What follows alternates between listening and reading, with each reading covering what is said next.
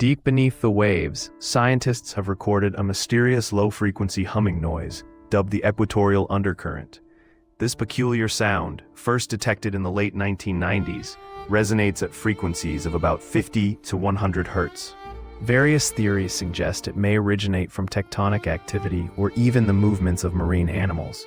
Researchers have proposed that this humming could enhance our understanding of ocean currents and climate change. Studies are ongoing, as the enigma of this ocean hum continues to baffle experts around the globe.